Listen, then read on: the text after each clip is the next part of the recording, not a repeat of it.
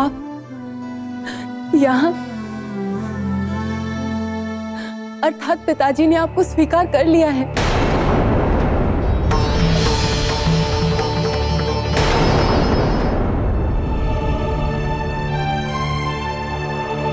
नहीं सती, ना ही तुम्हारे पिता दक्ष ने मुझे अपनाया है और ना ही मैंने तुम्हारे प्रेम को।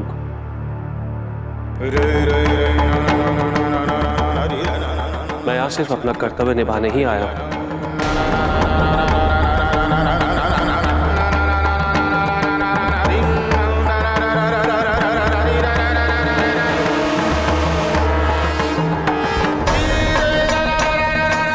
तुम वसंत उत्सव में नृत्य करते हुए योग निद्रा में चली गई थी और मेरा स्पर्श ही तुम्हें योग निद्रा से बाहर ला सकता था। यदि आज सूर्यास्त से पहले तुम्हारी योग निद्रा नहीं टूटती तो न जाने तुम कितने कल्पों के लिए चीर निद्रा में चली जाती।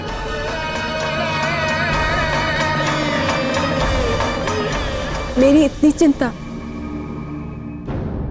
यदि मुझसे प्रेम ही नहीं तो बार बार मेरी चिंता आपको मेरे पास क्यों ले आती है?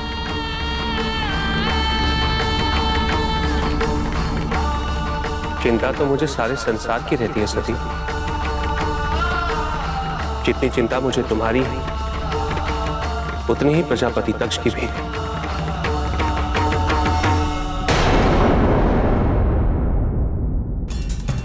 वो तुम्हें योग निद्रा से जगाने के लिए अपने प्रजापति के पद का त्याग करने वाले थे।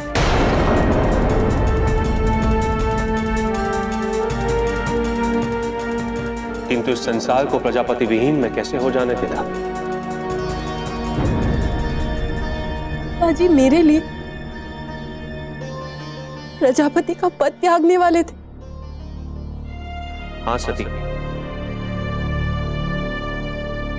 प्रजापति दक्ष एक श्रेष्ठ पिता है। इस संसार में ऐसे बहुत कम पिता हैं जो अपनी संतान के लिए इतना बड़ा त्याग करने को तैयार हो जाते हैं।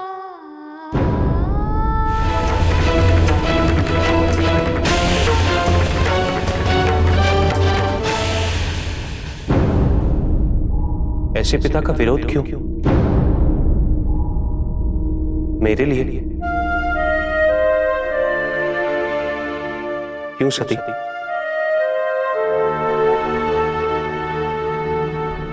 भूल जाओ मुझे।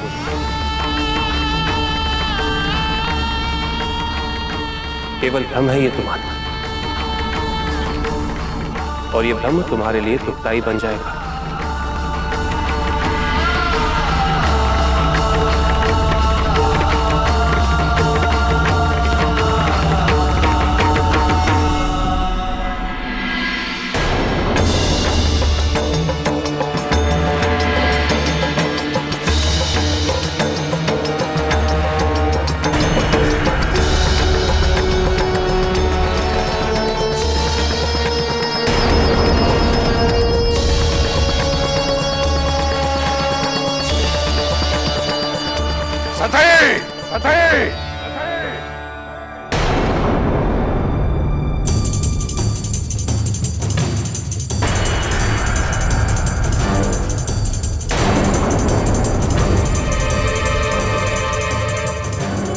पिताजी, वो केवल आपके पद की रक्षा करने के लिए आए थे। पिताजी,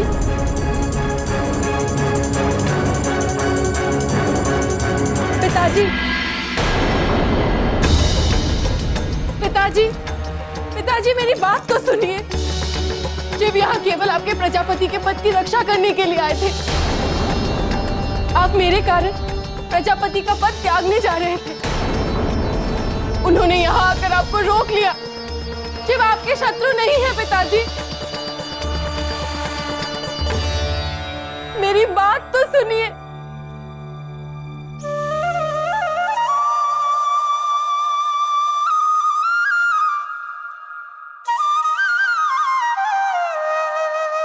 माँ,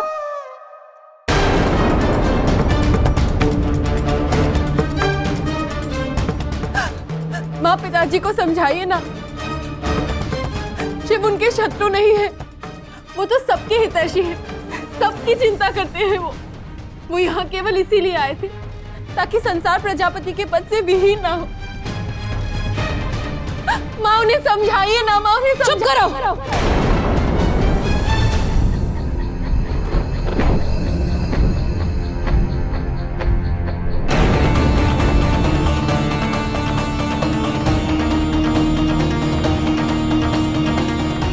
प्रजापति का पद किसी शिव पर आश्रित नहीं है सती। जिस प्रजापति दक्ष ने शिव को पूजा पाने के अधिकार से भी वंचित कर दिया, उनके पद की रक्षा के लिए अब कोई शिव आएगा? स्वयं पर नियंत्रण रखो सती। तुम ये कैसे भूल गई? इस भवन में शिव का नाम लेना भी वर्जित है।